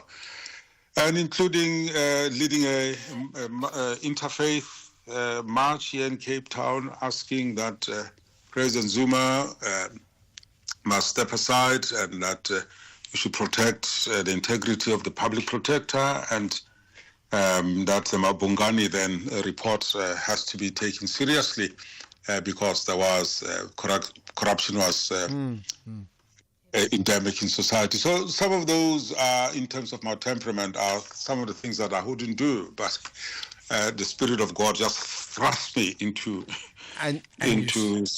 yes. And you certainly did, right? Okay, we're going to just pause for a moment because we're going to have sport, we're going to have business coming up. But first up, let's get the news headlines with Greg House. Ashraf Garda on the National Pulse. Looking at the headlines of this half hour, the debate relating to the establishment of an oversight committee over the presidency continues to create a political storm in Parliament. The ANC's SG, Fikile Mbalula, says former President Jacob Zuma remains expelled from the party, and the UN Special Coordinator for Lebanon has warned that the deadly cycle of violence is expanding in the country, leaving increasing devastation and suffering in its wake. There's a full update at 6 o'clock. SAFM, guiding you through the rush hour traffic. The first thing is we've got... Good afternoon. Starting off in Gauteng, the M1 southbound in central Johannesburg is slow moving towards Crown Interchange. The N14 eastbound in Muldersdrift is closed at Beyersnodere Drive due to a crash. The N3 northbound in Bedfordview has a crash after Geldenhuys Interchange. The R24 eastbound in Kempton Park has a crash before Barbara Road exit, and the N1 outbound in Midrand slow moving towards Samrand Road. In KZN, the M4 southbound has a crash before Quality Street exit. The N3 westbound in Pietermaritzburg has a crash after the Ashburton exit. All lanes are open. The N2 has road surface damage just west of Izolgowini, so delays and diversions are possible. The M14 is slow moving through Kloof, and the N3 westbound has a stationary truck reported at Peacevale. In Cape Town, Van Riebeeck Road in Kelsdorp has a crash reported at the R300 highway. The R44 southbound is slow moving in the central Stellenbosch area. Brighton Road northbound in Kraaifontein is queuing towards the N1 highway. The N1 outbound is queuing as you approach Okavango Road exit, and the N2 outbound is slow moving towards Muway. With your traffic update, I'm Irma G. This is SAFM Sports with Tuming Kapele. Okay, Tumi, what's top of the sporting agenda? Well, top of the sports agenda is Banyana, who are playing tonight, and they playing Denmark. And goalkeeper Kaylin Swart says that she is under no illusion of the task that is ahead of them. This is the first ever meeting between the two nations and part of Banyana's preparations for the Women's Africa Cup of Nations. And Swart says that they have to give it their all. Being in Denmark, I think we needed this. Playing in Europe is something that we've always wanted. And now that we have this opportunity is massive. And I think the girls are ready, the energy is ready, and we know it's going to be a tough match. But if we, just stick together, stick to the basics, I think the coaches know exactly how they want us to play. So if we just stick to that and, bring our best, I think we'll get some positive results. But it's not necessarily about the result, but how we play and how we approach this match. And I think if we can walk off that field with a lot of positives more than negatives, I think that would be best for us. But yeah, we're looking forward to it, and I think it's going to be a really good match for us. Kickoff is now at 6 p.m. Looking forward to this game. Meanwhile, elsewhere, Real Madrid will be aiming to equal Barcelona's all-time unbeaten record in La Liga when they welcome Hansi Flick's side to Bernabeu tomorrow evening for the latest installment of the El Clasico. Los Blancos have now gone 42 games without a defeat in the Liga, recording 31 wins in the process, with their last loss in Spain's top flight coming against Atletico Madrid in September 2023. And should Carlo Ancelotti's side avoid defeat tomorrow, they would equal Barcelona's all-time unbeaten record in the competition, which occurred between April 2017 and May 2018, winning 34 and drawing 9 of their 43 matches in that run. In cricket, Proteas men's test captain Temba Bavuma has been ruled out of the second test against Bangladesh as he continues his recovery from a left elbow injury.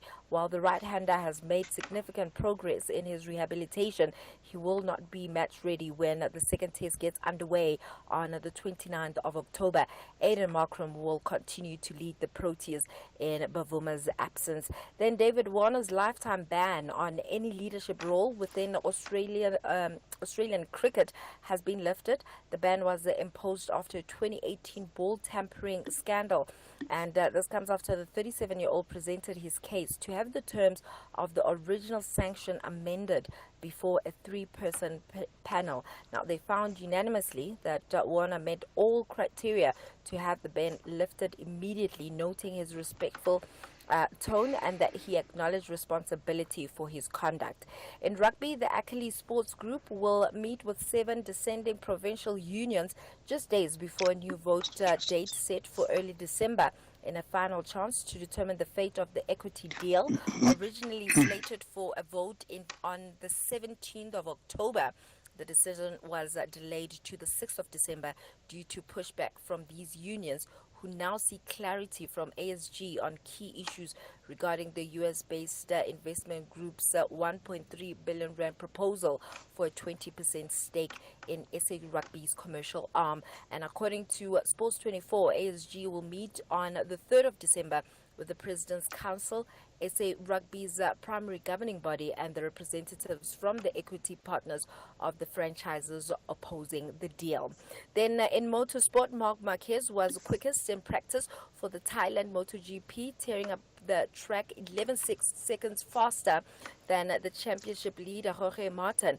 Marquez lapped in 1 minute 29.165 seconds to lead the top 10, with Martin close by behind Enyang, also among the pace setters after recovering after an earlier fall at turn 3. With that said, it is a wrap from my side. Right, thanks for that, Tumi. You have a great weekend. Let's hope, starting with Banyana doing well today and all the other big sporting issues, and we certainly will connect and reconnect on Monday.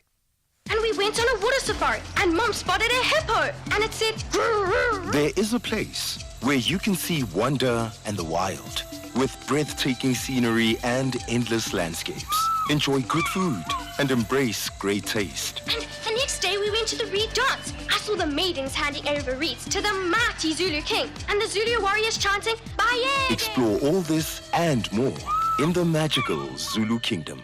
This message is brought to you by KZN Tourism and Film Authority. The Southern African queens of the beautiful game will produce real drama, passion, and excitement on Monday, 28 October. Madagascar tackles Botswana live on SABC Sport on DTT Channel 4, while Mauritius confront Malawi on SABC Plus. Both matches kick off at 12 midday. Then at 3 p.m., seven-time champion South Africa clashes with Seychelles on SABC Sport on DTT Channel 4. And Eswatini faces Namibia, also at 3 p.m. Everywhere, for everyone, always on SABC Plus. This is the Hollywood Best Cassava Women's Championship, proudly brought to you by SABC Sport. For the love of the game. Twitli Twasa registered 4 draws in their opening 4 matches of the season. Now they strictly won 3 points. But Babinanuko wants a permanent home in the top 5. KZN takes on Limpopo. This is the Betway Premiership. Catch Royal AM versus Sikukune United this Saturday, 26 October at 2:30 p.m. Live on SABC 1 and SABC radio stations. Also available everywhere for everyone. Always on SABC Plus. Proudly brought to you by SABC Sport. For the love of the game.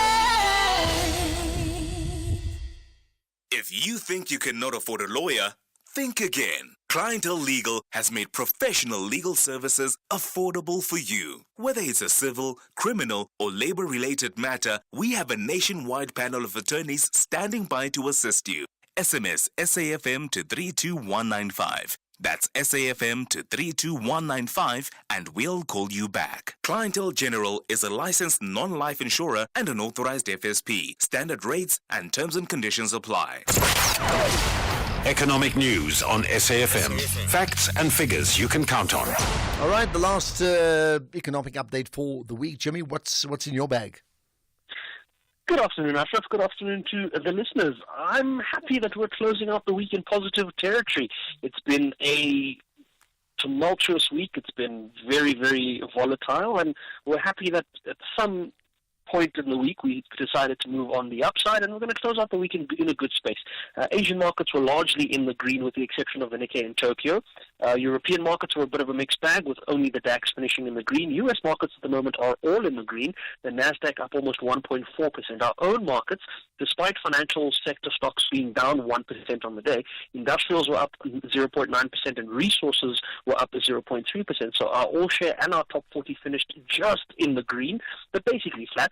If we have a look at commodities pricing, I'm really enjoying the fact that palladium pricing is moving to the upside. I mean, it's now at $1,205 an ounce, given that this time last week we were probably around the $1,000 an ounce level. So very strong movements for the platinum group metals, and that's boding well for platinum stocks. If you look at the likes of Sibanye, Northern, Impala, all having really good closes to the week. I'm looking at the Brent crude price at $75.17 a barrel. Not too happy with that, but not too phased just yet, as it hasn't gone towards that $80 mark level. We should hopefully see it hold around this level and come back down. The gold price is still playing ball, $2,740 an ounce at the moment. The rand against the dollar closing out the week so far at about 17 rand 66. 1 British pound 22 rand and 93. 1 euro 19 rand and 10 cents. 1 Australian dollar 11 rand and 70 cents. Bitcoin price is dangerously close to $70,000 a coin. We could potentially breach that over the weekend. It's still early to say. We don't know what the future holds. Going into the weekend. Going into next week, though, I'm looking forward to some results continuing to come through, some earnings numbers. The likes of Google are going to be reporting next week, AMD, the chip manufacturer, Pfizer, McDonald's, to name a few. So it's going to be a busy results week or an earnings week from the U.S. next week, and I suppose that will drive some level of market movements and volatility as markets anticipate whether or not the U.S. companies are performing as well as they claim to be. But for this week, we take the win that is the SA markets having a good week, and we hope that the momentum continues into next week. Back to you, Ashraf. Okay, perfect. You have a great weekend, and we will certainly connect on Monday, Jimmy, of course, with the SAFM market update. Not today from 6 o'clock as we normally have, because, well, certainly not on a Friday, as you know, right?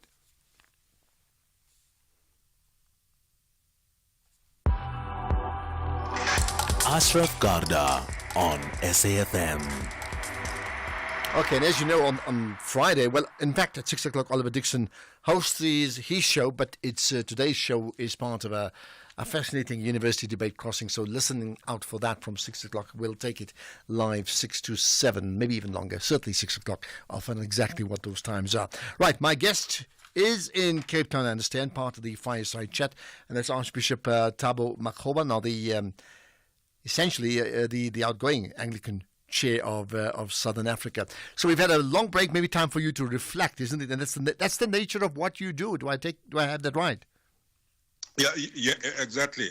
I mean, Friday is my day of reflection, but I try every 3 months to have a 7-day retreat, which is my time for reflection. And when I started, I used to say every 3 years I'll take a 30-day retreat away, but I didn't maintain that rhythm. But reflection is part and parcel of my vocation. Well, just before we had the break for the news, you spoke about the things you've done, including calling for the removal of former President Jacob Zuma, right? So before I want to get into other personal issues, but just I want to get your thoughts on the state of our country, which is also a time for reflection, isn't it? So what is the state of South Africa according to you? I think it is a time of reflection. We are 30 years into this democratic dispensation. The litany of good things that we've done is shorter than the litany of the challenges that we're facing as a country. I mean, I grew up in Alexander Township, and then Pimville. Then I still call Makgoba's Kloof my ancestral home. You see some pockets of improvements. Some of our schools have got desks and electricity, but some still have long drops and pit latrine toilets where children have been reported to have died in those. We've got clinics nearer to where people live, but some of them do not have the necessary medication that is needed. We've got social grants, which is very helpful for people that are unemployed. I mean, whooping more than 40% or more 35% unemployment rate, and people do get those social grants. But unemployment rate is still stubborn. We've got people that we know from next door or where our colleagues that are in charge of the government and wonderful policies. But some of them put their long fingers in the till and they steal from the poorest of the poor. So it's a welter of emotions, some positive, some negative. I mean, the extortion just is bad, but more than it being bad, because I don't know the extent, but it just debilitates people. It makes some of our souls to wander and to be homeless in the country of our own. So criminality must be arrested. But if some of the politicians steal with impunity, and I'm not justifying crime, some people say, what's the point? So therefore, and I'll move on after this, right? Maybe we'll get you another time on big current affairs issues. What's the one thing, therefore, we need to get right? I mean, there's 100 things, I know that. Yeah. But what's the one big thing? The one big thing, Ashraf, is the stubborn inequality of opportunity. If we could have some policies and laws that could really enable the children of the advantaged and those that have inherited wealth not to continue in perpetuity to be advantaged as opposed to the children of those that have inherited poverty and they continue to be in squalor and debilitating poverty in perpetuity. So if you can get just access to the economy, if you can make the economy to be accessed by the majority of South Africans, and then we deal with the economic transformation, I think we will be heading in the right direction. Not talk about it, but do some things about it. And those are big issues indeed, absolutely. So we are chatting to Archbishop Thabo Makgoba, the Archbishop of the Anglican Church of Southern Africa. I thought let's get on to other issues that are an important. One, maybe an extension of what I asked about South Africa, which is, is it time to rethink the world? It is indeed time to rethink the world, Ashraf. If one look at now, we've gone to the bloody wars now. We are being forced to inherit the wars that have continued in Europe, and we look at the war in Palestine and Israel. We look at the displacement of God's people in Sudan. We look at those that are fighting for resources in Cabo Delgado and in the DRC. So we need to refocus and recalibrate the world. And maybe the first thing is to actually ask the deeper question. Has capitalism brought about these disparities? Has it reached its sell-by date? What sort of model, which is more pro-poor, pro-human, pro-all of them, can we put in place such that the face of those that amass the wealth is transformed to be the face of those that remember that we all have to, in a biblical sense, share the dividends of God's provision? Why do I think, as you ask that question, it's so rhetorical that you actually agree that capitalism has reached its sell-by date? And if so, if you agree with that, then what's next? I think what's next may be, I mean, I'm talking as a cleric here. What's next would be a system that says, is the market economy the way to go, or a system that can say, could those that work the land also benefit from it? How do we say Thabo Makgoba comes from Makgoba's Kloof, and his rural 1 hectare family farm can also be used to access some revenue in order to build the local economy, rather than all of us saying, okay, fine, I have to get the finances from the bank. You know, maybe let me deviate. When I was with Tito Mboweni at Teflop about a month ago, he bemoaned the fact that there is no state bank. And then he thought one of the ways to ensure that I may be living in Cape Town, but I'm going to retire in Makgoba's Kloof. The rural Makgoba's Kloof people, and that is a symbol for the rural people and those that do not have access to capital, should have a state bank that could help in redistribution of capital. Okay, but let's pause on that. It's an important point, and I'll pick up on that right after this. Andile, the CEO of a multinational corporation, is driving home with his daughter. Dad, why is the tooth fairy so stingy? Stingy?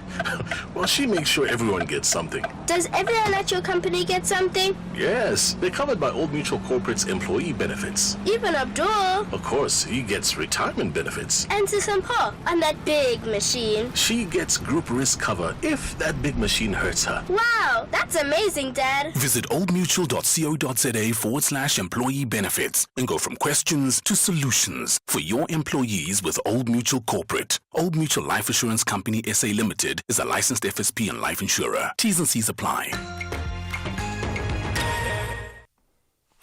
Right, now, here's an important did you know, right? Since its establishment in 1998, SANRAL expanded its national road network from 6,700 to 24,160 kilometers. That's over a 25-year period, right? Towards more efficient and safer roads, SANRAL now addressing pothole challenges on provincial and municipal road networks throughout what is called Operation Vala Zonke, a pothole repair program. The work is done in partnership with provincial and local governments. In the 2023-24 financial year only, 9,392 potholes have been fixed.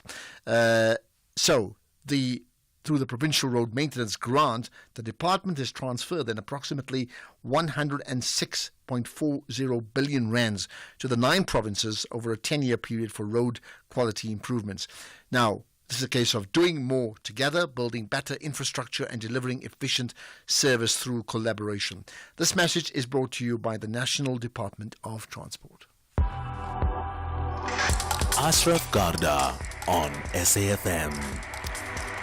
Right, chatting to Archbishop Thabo Makgoba as we get up to 6 o'clock, right? Okay, maybe you were just finishing that point about poverty. Just go ahead and finish that. Yes, I was saying, maybe if I may round it up, I was saying in terms of the model, the what's next, we need perhaps a global governance of money and financial system that can replace, that could be less exploitative than capitalism is, and that could encourage the distribution of resources and income equitably. I think that's the point I wanted to highlight. Okay, let's pause on that because we've got 5 minutes. I'm going to rush through, so quick answers with these, okay? One is, give us a shout out to a young South African that we should look out for. It's Malebucha Mwepe.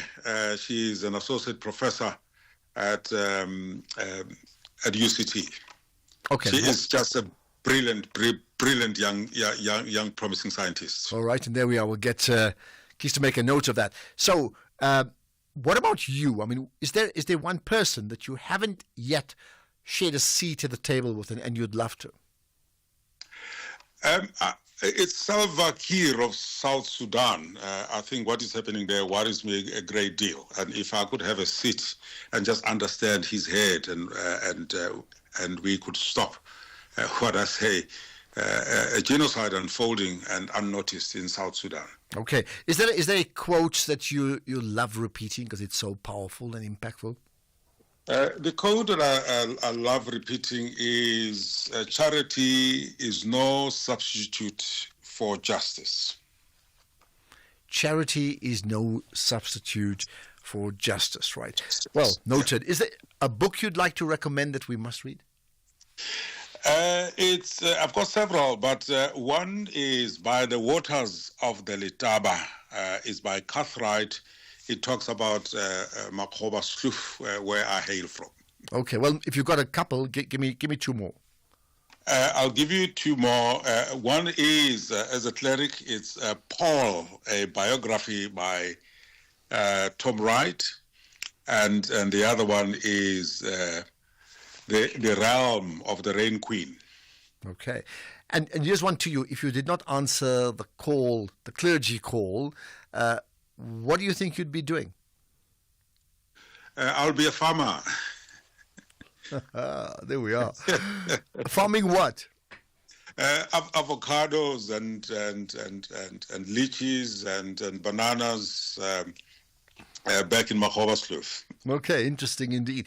Is there do you have a goal setting and a goal achievement plan? Because I think most people struggle with those. Yes, it centers around the spiritual rhythm that I spoke about of the consolation and desolation is if there is work to be done. For example, 10 years ago, I started the courageous conversation with the mining CEOs and the communities where mining is happening. And we said the goal is, how do we create safe spaces? So for 2 years, the aim was, let's focus on what does safe space mean. So we got the CEOs, we got the Minister of Energy, we've got those that are in the mining supply chain, the faith communities, and we said, can we define what does it mean? And then we brought those that were affected by the Marikana massacre. And over 10 years, we've created what we call courageous conversations.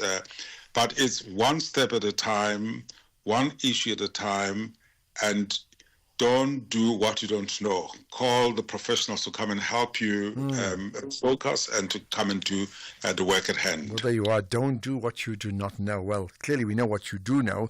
How would you like to be remembered? I think as somebody that really took my faith seriously as the foundation for justice. And how would you like your contribution to South Africa to be remembered, as opposed to faith specifically? Just as this Alexander Township boy and a Makgobaskloof boy who really loved this country and would lay his head for the flourishing of all South Africans. Is there, as we wrap up now with about a minute to go, I'm going to leave you with, I suppose you do have it. You meet your family and friends and they say, please repeat your favorite story. So give us your favorite story in a minute. Yeah. I mean, my favorite story is arriving late at St. Mary's Cathedral when I was a new cleric and Desmond Tutu was a parishioner, and I discovered that in rushing down to church, I wore my cassock on top of my pajamas, and my pajamas were sticking out. And he said, Father, the best thing is go back to the sacristy and dress properly before you speak to God. Oh, how did you respond? I was maroon. I'm glad I'm dark. Oh my goodness! Well, there you are. We all have those fabulous stories, and but our time is up. So I just want to tell you, it's been really good talking to you. Love to have spoken longer, and you know that. But maybe we'll do it some other time. Some other time, and hopefully South Africa will remember you as per your wishes. Whenever that comes up, right? Archbishop Thabo Makgoba, the Anglican Archbishop of the Anglican Church of Southern Africa. Thank you for being my fireside chat buddy, as you have been for the last hour. Thank you so much, Ashraf. Thank you. There we are. Nice way to end the National Pulse for today and for the week. It's 6 o'clock and Greg Host takes over. It's the news.